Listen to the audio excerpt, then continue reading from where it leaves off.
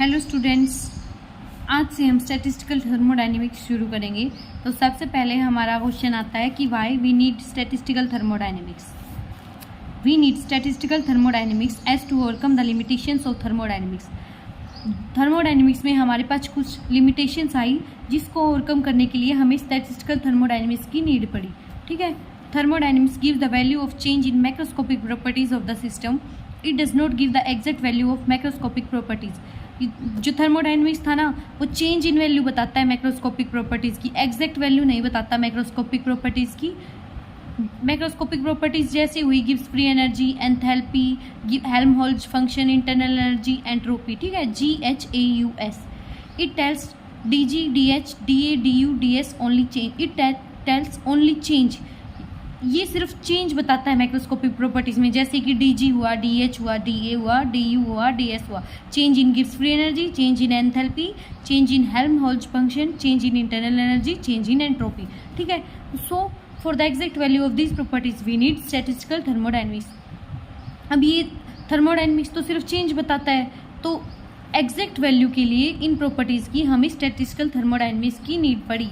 ठीक है, it does not tell about heat capacity of water, liquid, solid.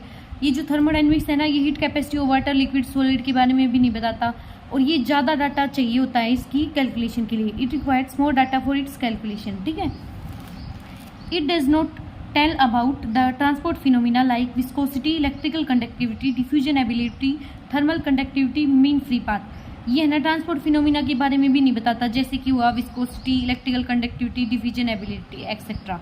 ठीक है, if we want to study the effect of temperature on transport phenomena we have to move on molecular scale। अगर हमें temperature का effect जानना है transport phenomena पे, तो हमें मोलिकुलर स्केल पे मूव करना होगा। इसीलिए इन सारी लिमिटेशंस को ओवरकम करने के लिए हमें स्टैटिस्टिकल थर्मोडायनेमिक्स की रिक्वायरमेंट पड़ी।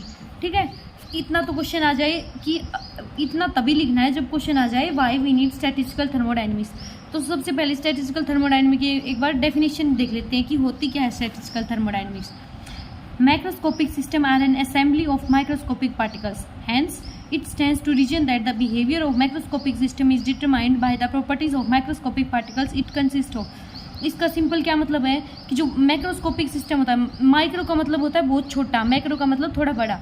ठीक है, तो मैक्रोस्कोपिक जो सिस्टम है ना, वो असेंबली होता है माइक्रोस्कोपिक पार्टिकल्स की, छोटे छोटे पार्टिकल्स की। मान लो एक बार आप, ठीक है, तो ये क्या शो करेगा कि जो माइक्रोस्कोपिक सिस्टम है ना, उसका बिहेवियर डिटरमाइन किया जाएगा कि वो कैसे माइक्रोस्कोपिक पार्टिकल से बना हुआ है, क्योंकि माइक्रोस्कोपिक सिस्टम तो माइक्रोस्कोपिक पार्टिकल्स की असेंबली है। तो यानी जैसी इनकी प्रॉपर्टीज होगी माइक्रोस्कोपिक पार्टिकल की, तो वैसा ही बिहेवियर शो करेगा मैक्रोस्कोपिक सिस्टम। तो यही लिखा हुआ है। ठीक है, इसमें तो सिंपल शब्दों में कहें तो स्टैटिस्टिकल थर्मोडायनेमिक्स की डेफिनेशन क्या होती है ये देख लो। Statistical thermodynamics provides a quantitative link between the properties of macroscopic particles and the behavior of bulk material।